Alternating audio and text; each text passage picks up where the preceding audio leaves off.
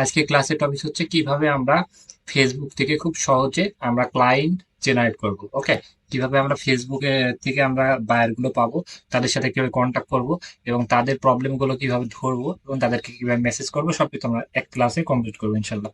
ওকে, আমরা এখানে গিয়ে লিখবো যে মেটা অ্যাড মেটা অ্যাড মেটা অ্যাড লাইব্রেরি লিখে সার্চ করব। সার্চ করার পর নিচের দিকে চলে আসবো।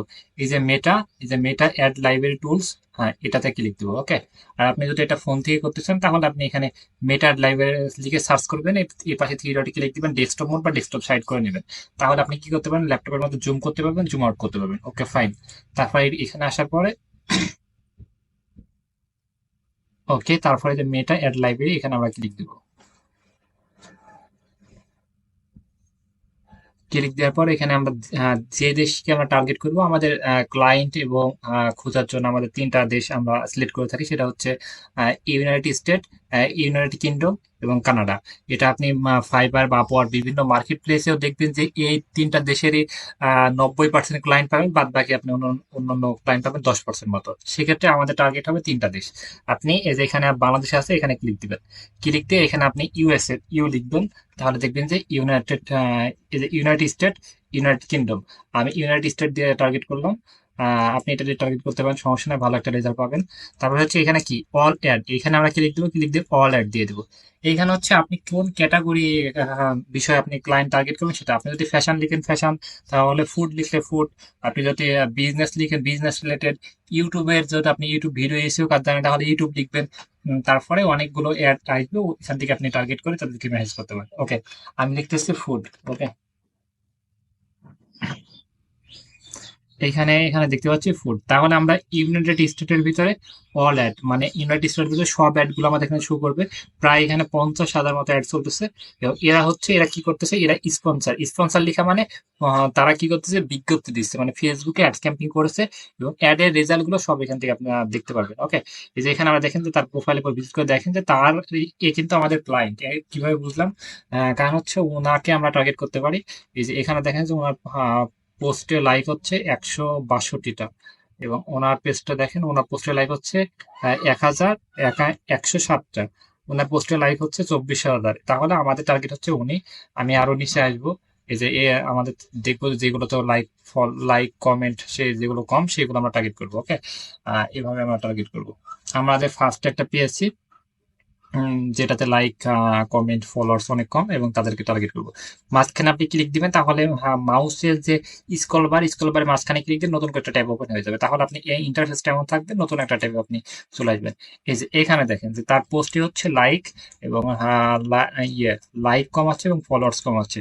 মাত্র 162টা লাইক এবং তার ফলোয়ার্স হচ্ছে 200টা।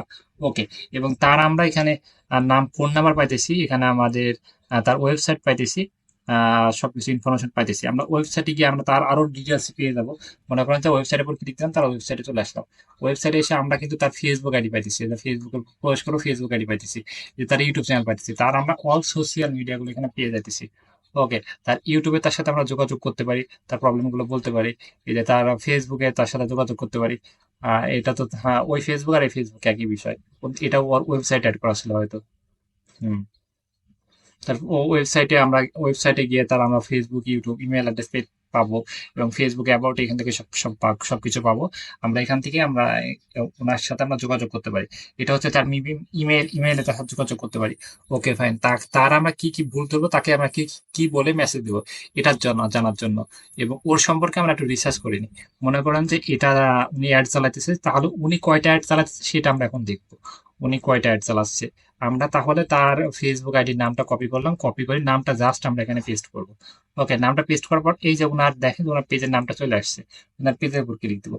উনি মাত্র একটা অ্যাড চালাচ্ছে। ওকে, এই যে একটা ভিডিও দিয়ে উনি একটা অ্যাড চালাচ্ছে। এই যে ভিডিও দিয়ে উনি একটা অ্যাড চালাচ্ছে। এখন উনাকে আমরা মেসেজ করব। মেসেজ করার জন্য আমরা তার ফোন নাম্বার দেখবো, এই নাম্বার হোয়াটসঅ্যাপ আছে নাকি।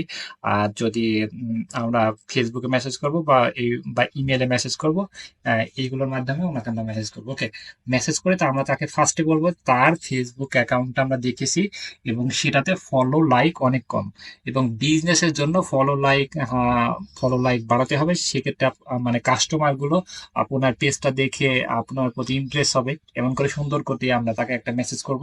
ওকে, তাকে আমরা মেসেজ পাঠাবো এবং তার এখানে সম্পূর্ণ আমরা স্ক্রিনশট দিয়ে তাকে আমরা এখানে মেসেজ করতে পারি। তো আপনি যে স্কিল আছে, আপনি ইউটিউবের স্কিল জানা থাকলে ইউটিউবের বিষয় নিয়ে তাকে মেসেজ করবেন। আপনি সেই সার্ভিসগুলো প্রোভাইড করার জন্য তাকে বলবেন, যে তাকে সাজেশন দিবেন, তাহলে সে অবশ্যই ইমপ্রেস হবে। ওকে, আচ্ছা ঠিক আছে, ওকে।